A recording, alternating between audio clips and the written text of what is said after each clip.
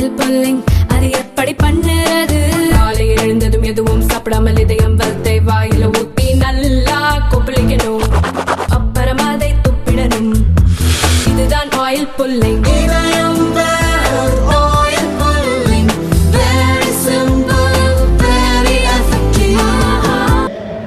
பள்ளி கல்வித்துறைக்கு ஒதுக்கப்பட்ட பட்ஜெட் 4 வருஷத்துல மட்டும் 1,53,000 கோடி ரூபாய்.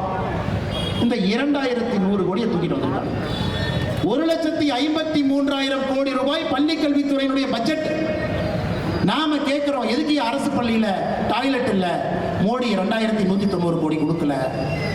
நீங்க தான் சொன்னீங்களே, ஆட்சிக்கு வந்தா 5 வருஷத்துல 3 லட்சம் பேர் அரசு வேலை வாய்ப்பு கொடுப்போம். எங்கேயா கொடுக்கல?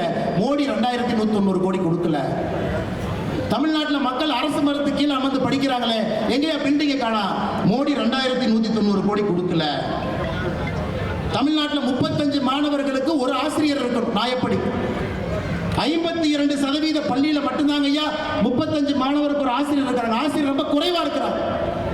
ஆசிரியர் ரெக்ரூட்டே பண்றது இல்லை. எங்கேன்னு கேட்டா மோடி அவர்கள் 2,190 கோடி கொடுக்கல. ஏயா 1,53,000 கோடி ரூபாய் பட்ஜெட்டை வச்சுக்கிட்டு PM ஸ்ரீ பள்ளிக்கூடத்தை கொண்டு வா என்று மத்திய அரசு சொன்னா அதை அப்படியே மடை மாற்றி திருப்பி நாங்க ஒத்துக்க மாட்டோம் என்று சொல்றீங்க.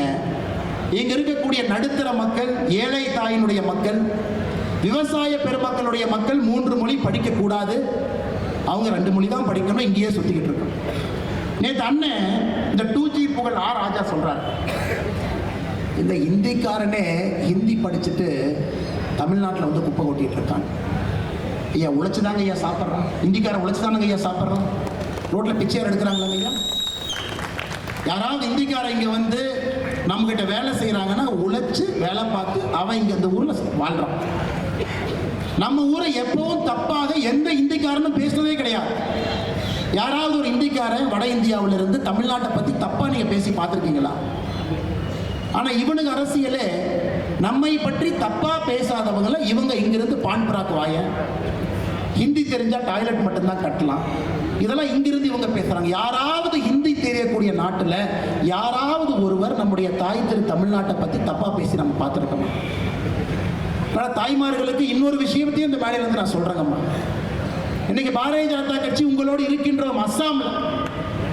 அஸ்ஸாம்ல 37 லட்சம் பேர் பிஜேபி ஆட்சிங்கம்மா. அஸ்ஸாம்ல 37 லட்சம் பேருக்கு மகளிர் உரிமை தொகை அஸ்ஸாம்ல எவ்வளவு கொடுக்கிறோம்? அதெல்லாம் ஒண்ணுன்னா பார்த்துட்டு வரலாம்.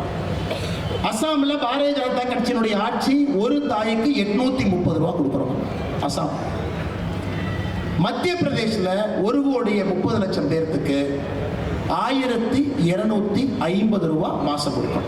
மகளிர் உரிமை தொகை பாரதிய ஜனதா கட்சி ஆளுகின்ற மத்திய பிரதேச மாநிலத்தில் 1,250. சத்தீஸ்கர்ல 80 லட்சம் மகளிருக்கு 1000 ரூபாய் கொடுக்கும். சத்தீஸ்கர்லிங்கம்மா 80 லட்சம் மகளிருக்கு 1000. மகாராஷ்டிராவில் பாரதிய ஜனதா கட்சி ஆட்சியில் இருக்கக்கூடிய மாநிலத்தில் 1,80,00,000 தாய்மார்களுக்கு 2,100 ரூபாய் கொடுக்கும். நாளை காலை 11 மணிக்கு டெல்லியிலே பாரதிய ஜனதா கட்சியினுடைய ஆட்சி பொறுப்பேற்க இருக்கின்றார். முதல் கையெழுத்து டெல்லியில் இருக்கக்கூடிய தாய்மார்களுக்கு மாதம் 2,500. தமிழ்நாட்டில் நம்முடைய தலைவர்கள் சொல்றாங்க, என்னென்ன டெல்லியில் 2,500, அதை தாண்டித்தானே நாம கொடுக்கணும். நம்முடைய தாய்மார்களுக்கு நாம செய்யலைன்னா யாருமே செய்வாங்க?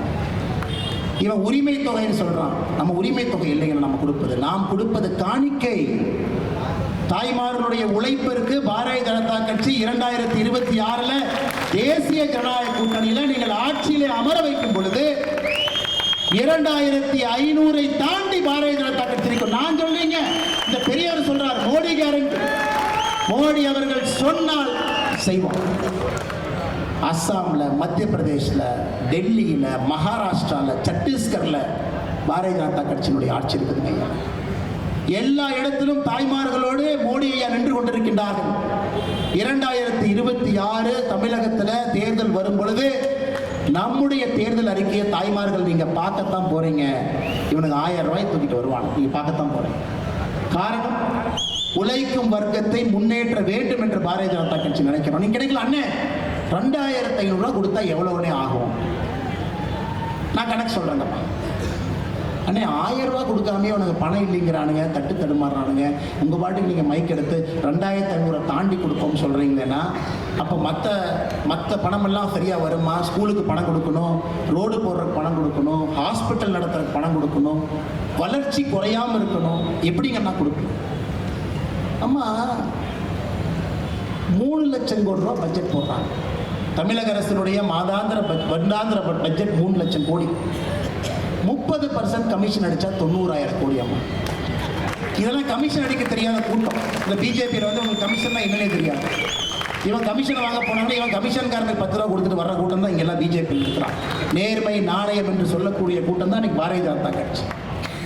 நாம கமிஷன் அடிக்காம ஆட்சி நடத்தும் பொழுது நமக்கு எதுக்கு 90,000 கோடி வேணுங்க? அந்த பணமெல்லாம் உங்களுக்கு வந்துட்டு போகுது. தரமில்லாத சாலைகள், தரமில்லாத மருத்துவமனை, தரமில்லாத எல்லா பொருளையும் தமிழ்நாட்டில் பார்த்துக்கிட்டு இருக்கோம். எந்த பாலம் எப்போ உழுவும் தெரியாது.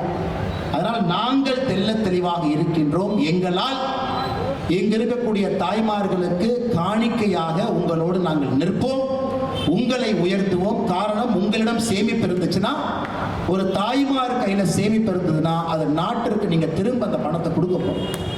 நீங்க எந்த பொருளை வாங்கினாலும் திரும்ப அந்த பொருள் உங்க கைக்கு வரும் பொழுது அந்த பணம் இந்த நாட்டுக்கு வரும். தாய்மார் எப்பொழுதும் சரியா யோசிச்சு தான் செலவு பண்ணுவாங்கிற நம்பிக்கை பாரத பிரதமர் நரேந்திர மோடி ஐயா கையில் இருக்குங்க. அதனால தான் 830 அஸ்ஸாமில், சத்தீஸ்கரில் 1000, மத்திய பிரதேசில் 1250, மகாராஷ்டிராவில் 2100, டெல்லியிலே நாளையிலிருந்து 2500 நம்மால் கொடுக்க முடியும். வளர்ச்சியை இவங்களால கொடுக்க முடியாது. காரணம், 90,000 கோடி கொள்ளை அடிக்கணும், பணமும் கொடுக்கணும், ரோடு போடணும், ஹாஸ்பிட்டலும் கட்டினா எப்படிங்க ஐயா பட்ஜெட் பார்த்து? அன்பு சொந்தங்களே, இங்க இருக்கக்கூடிய அன்பு தாய்மார்களே, நாங்கள் உங்களோடு நிற்போம். திமுக காரன் பிஜேபி என்ன எக்ஸ்ட்ரா கொண்டு வருதுன்னு பாருங்க. எல்லா நிதியோடு, எல்லா திட்டத்தோடு உங்களுக்கு நேர்மை என்கின்ற வார்த்தையை உங்க வீட்டுக்கு நாங்கள் கொண்டு வரோம். நியாயம் என்கின்ற வார்த்தையை உங்க வீட்டுக்கு கொண்டு வரோம். இவங்க மாதிரி இல்லைங்க. ஒரு நாள் பேப்பரை திறந்து படிச்சீங்கன்னா, தாய்மார்கள் மீது நடந்த பாலியல் வன்கொடுமை இன்னைக்கு நடக்கிறது நேத்தை விட கொடூரமா இருக்கு. நாளைக்கு நடக்க போறது இன்னைக்கு விட கொடூரமா இருக்கு. அதையெல்லாம் ஒழிக்க வேண்டும் என்றால் கட்டுக்கோப்பான காவல்துறைக்கு மறுபடியும் அதிகாரத்தை கொடுத்து வீதியில் அவங்களை இறக்கிவிடும். அதே காவல்துறை நல்ல காவல்துறைங்க. திமுக வந்த பிறகு கையை கட்டி போட்டு இருக்கின்றார்.